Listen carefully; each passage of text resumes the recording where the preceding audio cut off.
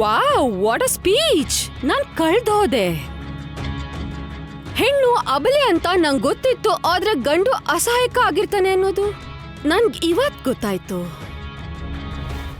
ಇಲ್ಲ, ಅಸಹಾಯಕ ಆಗಿರೋಲ್ಲ, ಬಂದಿಯಾಗಿರ್ತಾನೆ. ಹೆಣ್ಣಾಗ್ಲಿ ಗಂಡಾಗಿರ್ಲಿ ಸಮಾಜ ಅವರನ್ನ ಕಟ್ಟಾಕಿರುತ್ತೆ.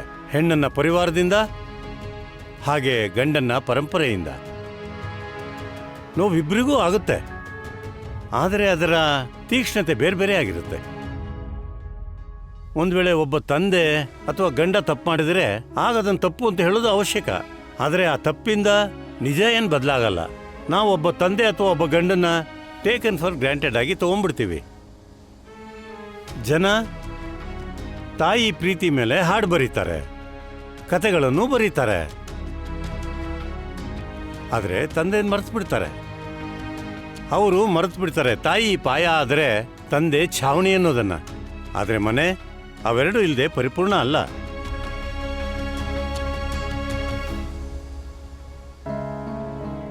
ಅತ್ತೆ, ಇವತ್ತೆಲ್ಲಾನು ಮರೆತು ಕೇವಲ ಸಂತೋಷ ಆಚರಿಸೋದ್ರ ಬಗ್ಗೆ ಯೋಚಿಸೋಣ. ಆದ್ರೆ ಇವಳು ಸಂತೋಷವಾಗಿರಕ್ ಬಿಟ್ರೆ ತಾನೆ. ಅತ್ತೆ, ಇಷ್ಟೆಲ್ಲ ಆದ್ಮೇಲೂ ಕಾವ್ಯ ಇವತ್ತೇನಾದ್ರೂ ತಪ್ಪು ಮಾಡಿದ್ರೆ ಆಗ ನಾನ್ ನಿಮ್ಮನ್ನ ತಡೆಯಲ್ಲ. ಜೊತೆಗೆ ನಾನೇ ಇವಳನ್ನ ಎಳ್ಕೊಂಡು ಹೋಗಿ ಮನೆಯಿಂದ ಹೊರಗೆ ಹಾಕ್ತೀನಿ, ಹೇಗ್ ತುಷಾರ್ ಮದ್ವೆಲಿ ಹೊರಗೆ ಹಾಕದ್ನೋ ಹಾಗೆ.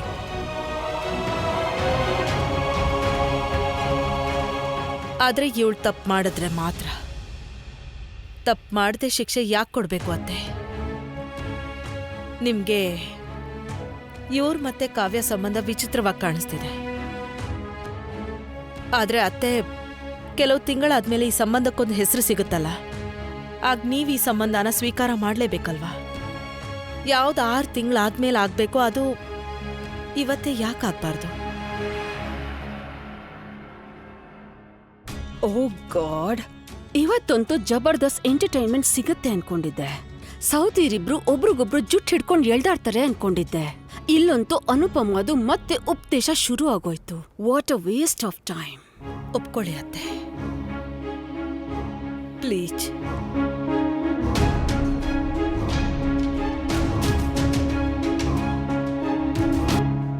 Such a boring party. ನನಗಂತೂ ಒಂದೊಂದ್ಸಲ ಅದಕ್ಕೆ ಅರ್ಥನೇ ಆಗಲ್ಲ. ಅಕ್ಕನ್ನ ಅರ್ಥ ಮಾಡ್ಕೊಳ್ಳೋದಕ್ಕೆ ಎಲ್ರಿಂದನೂ ಸಾಧ್ಯ ಇಲ್ಲ ಧನು. ಅಕ್ಕ ಎಲ್ಲರೂ ಮಾಡೋದನ್ನು ಯಾವತ್ತೂ ಮಾಡಲ್ಲ. ಬದಲಿಗೆ ಯಾವ್ದು ಸರಿನೋ ಅದನ್ನೇ ಮಾಡ್ತಾರೆ. ಅಕ್ಕ ಎಷ್ಟು ಬುದ್ಧಿವಂತೆ ಅಂದರೆ ನಾವು ಅವ್ರ ಲೆವೆಲಿಗೆ ಯೋಚನೆ ಮಾಡೋದಕ್ಕೂ ಸಾಧ್ಯ ಇಲ್ಲ. ಬಹುಶಃ ಅದಕ್ಕೆ ನಾವು ಕೆಲವೊಮ್ಮೆ ಅವರನ್ನ ತಪ್ಪಾಗಿ ಅರ್ಥ ಮಾಡ್ಕೋತೀವಿ. ನಾನೇನ್ ಹೇಳ್ಬೇಕಿತ್ತೋ ಅದನ್ನ ಹೇಳಾಯ್ತು. ಈಗ ಯಾರು ಹುಟ್ಟದಬ್ಬ ಮಾಡ್ಕೋತಿದಾರೋ ಅವ್ರನ್ನೇ ಕೇಳೋಣ ಏನ್ ಹೇಳ್ತಾರೆ ಅಂತ.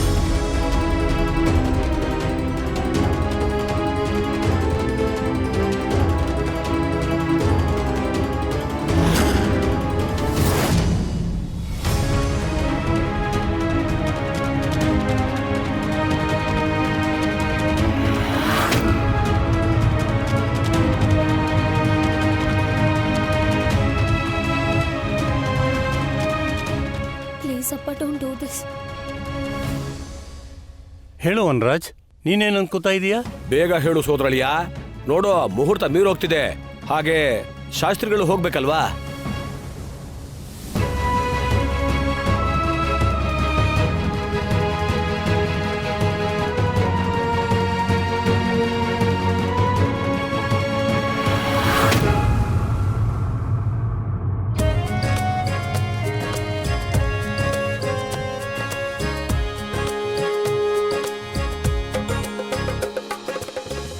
ಅದಕ್ಕೆ ಬನ್ನಿ ಕೂತ್ಕೊಳ್ಳಿ. ಹಾ,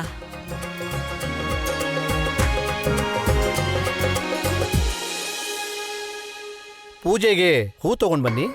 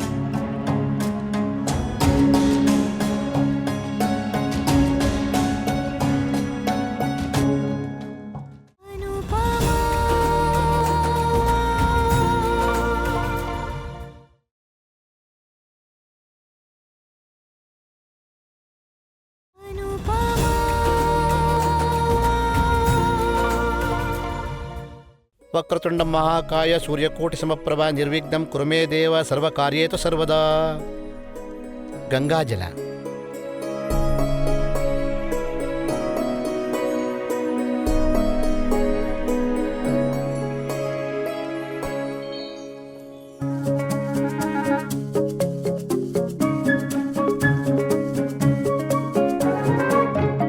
ಐ ವಂಡರ್ ಇದಕ್ಕಿದ್ದಕ್ಕೆ ಕಾವ್ಯ ಇಷ್ಟೊಂದು ಸ್ವೀಟ್ ಹೇಗಾದ್ಲು? She can't be. I am sure ಇದೆಲ್ಲ ನಾಟಕ ಅಂತ. ಖಂಡಿತ ಅವ್ರೇನೋ ಮಾಡ್ತಾರೆ. We all need to be very careful. ಬಿಲ್ವ ಪತ್ರೆ ಕೊಡಿ.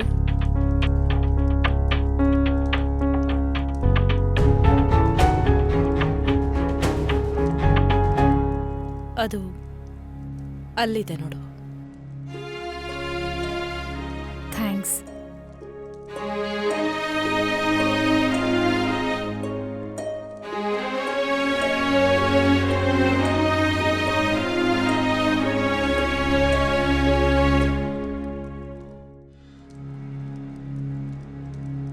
ನೀನ್ ಚೆನ್ನಾಗಿದ್ಯಾ?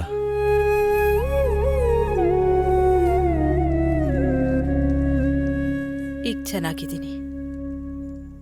ಯಾಕಂದ್ರೆ ಕಾವ್ಯನ್ಗೆ ಅವಳ ಸ್ಥಾನ ಸಿಕ್ಕಿದೆ.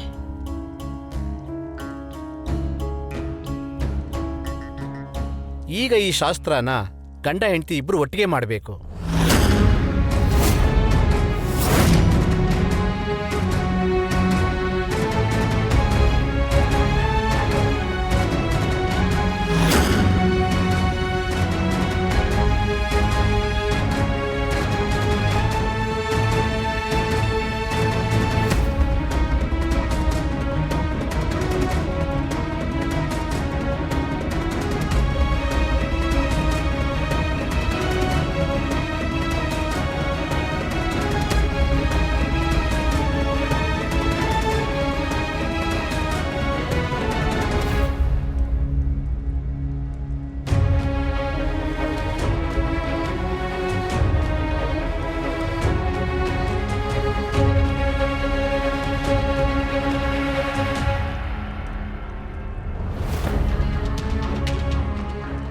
ನಾನು ವನರಾಜ್ ಪ್ರೇಯಸಿ, ಆದರೆ ನೀನು ವನರಾಜ್ ಹೆಂಡ್ತಿ.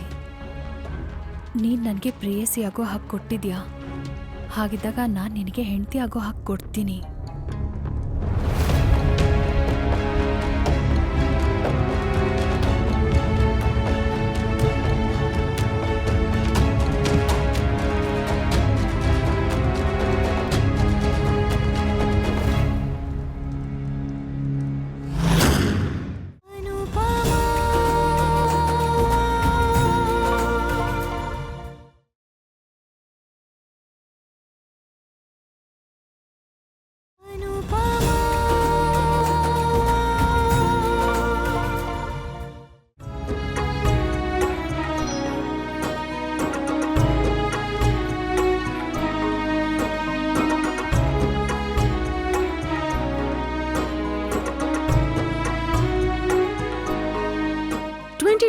ನೇ ಬೆಟರ್ ಆಗಿತ್ತು.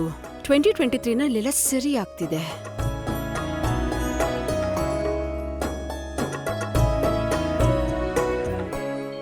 ಈ ಸಲ ಮಿಸ್ಟರ್ ವನರಾಜ್ ಬರ್ಡೇಲಿ ಅನುಪಮ ಮನೆಯವಳು, ಹಾಗೆ ಕಾವ್ಯ ಹೊರಗಿನೋಳು, ಐ ಮೀನ್ ಅತಿಥಿ ಗೆಸ್ಟ್. ಬಟ್ ನೆಕ್ಸ್ಟ್ ಇಯರ್ ಅಂತೂ ಎಲ್ಲ ಉಲ್ಟಾ ಪಲ್ಟಾ ಆಗೋಗುತ್ತೆ. ಐ ಮೀನ್ ಕಾವ್ಯ ಮನೆಯವಳು ಆಗ್ಬಿಡ್ತಾಳೆ, ಹಾಗೆ ಅನುಪಮ ಅತಿಥಿ ಅಲ್ವಾ?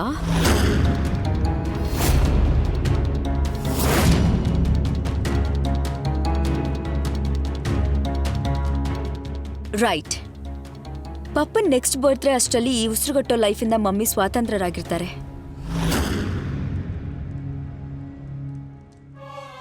ರಾಖಿ ಅವರು ಒಂದು ಮಾತನ್ನ ಸರಿಯಾಗಿ ಹೇಳಿದ್ರು.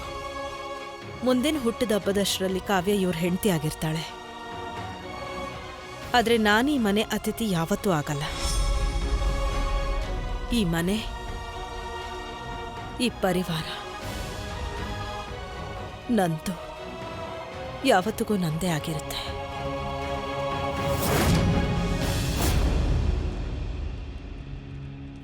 ಕಾವ್ಯ ಈ ಮನೆ ಭಾಗ ಆಗ್ಬೋದು,